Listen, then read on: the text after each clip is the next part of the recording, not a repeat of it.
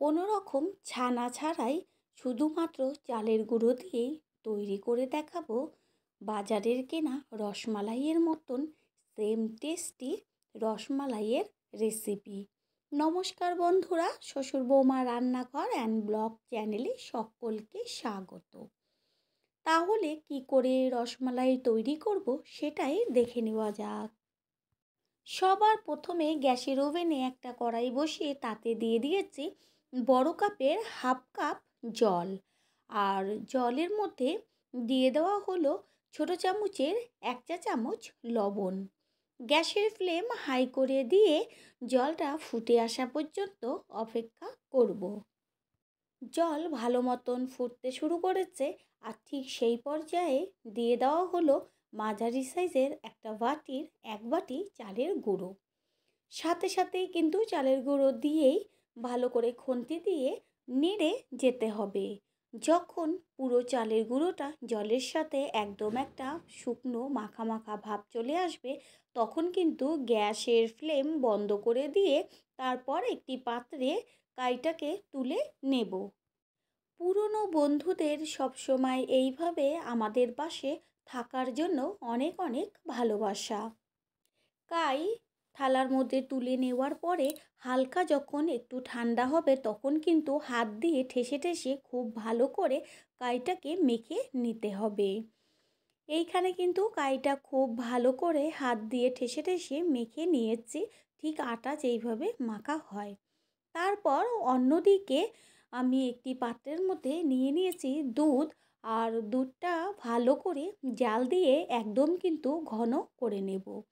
আমি এইখানে 1 লিটার দুধ নিয়েছি, আর জাল দেওয়ার পরে কিন্তু হাফের থেকেও অনেকটা কম হয়ে গেছে। ঠিক এরকম ঘন করে দুধ জাল দিয়ে নিতে হবে। দুধ যত ঘন হবে ততই কিন্তু রসমালাইয়ের টেস্টটা দুর্দান্ত আসবে। দুধ জাল হতে হতে অন্যদিকে কিন্তু আমি যে চালের গুঁড়োর কাইটা তৈরি করে রেখেছিলাম সেইখানে আমি রসমালাইগুলো তৈরি করে নেব। এইখানে যে কাইটা মেখে রেখেছিলাম এইবার হাতের মধ্যে করে ছোট ছোট গুলির আকার করে তারপরে হাত দিয়ে চাপ দিয়ে দিয়ে লম্বা আকার করে নেব। এটা কিন্তু একদমই সহজ। ঠিক একই রকমভাবে সমস্তগুলো করে নিয়েছি। নতুন বন্ধুদের আমাদের চ্যানেল ভিজিট করার জন্য আন্তরিক শুভেচ্ছা। আমাদের রেসিপিগুলো যদি ভালো লেগে থাকে সাবস্ক্রাইব করে দেওয়ার অনুরোধ রইল, ও পাশে থাকা বেল আইকনে ক্লিক করলে পরবর্তী ভিডিওগুলো সবার আগে আপনাদের কাছে পৌঁছে যাবে। সমস্তগুলো কিন্তু তৈরি করা হয়ে গেল। এবার গ্যাসের ওভেনে একটা কড়াই বসিয়ে কড়াইয়ের মধ্যে দিয়ে দিচ্ছি চায়ের কাপের 1 কাপ চিনি। গ্যাসের ফ্লেম কিন্তু এই পর্যায়ে লোতে রাখতে হবে, আর চিনির মধ্যে সামান্য একটু জল দিয়ে দেব। দিয়ে চিনিটাকে ভালো করে নাড়তে হবে। নেড়ে কিন্তু জাল দিয়ে তারপরে কিন্তু এটাকে একটা ক্যারামেল তৈরি করব। ক্যারামেলটা তৈরি করার কারণ হচ্ছে কালারটা কিন্তু রসমালাইয়ের দুর্দান্ত আসবে। এইটা যে চিনি দিয়ে তৈরি করব সেটা কিন্তু বোঝাই যাবে না, মনে হবে যেন খেজুরি গুড় দিয়ে তৈরি করা হয়েছে। বেশ একটা লালচে ধরনের ভাব কিন্তু রসমালাইতে চলে আসবে।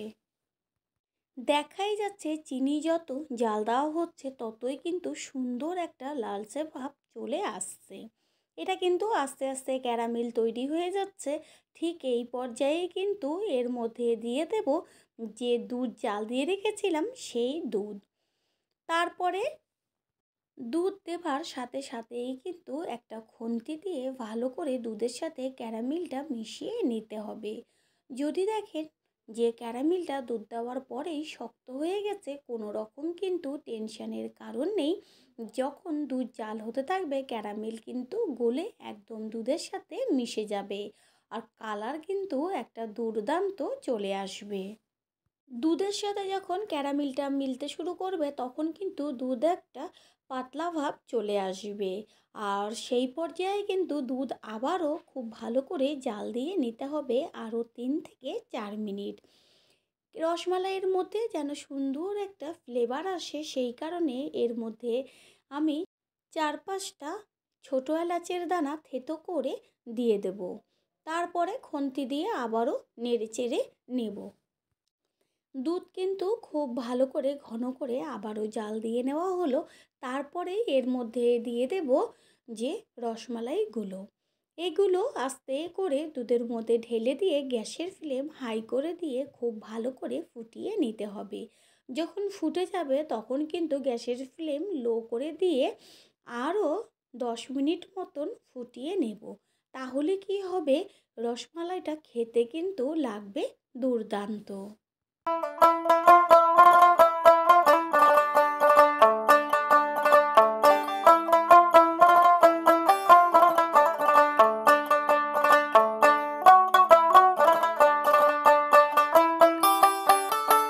রসমালাই কিন্তু খুব সুন্দর করে জাল দিয়ে নেওয়া হলো। দুধ কিন্তু একদম ক্ষীরের মতন হয়ে গেছে, আর টেস্ট কিন্তু লাগবে একদম মুখে লেগে থাকার মতন।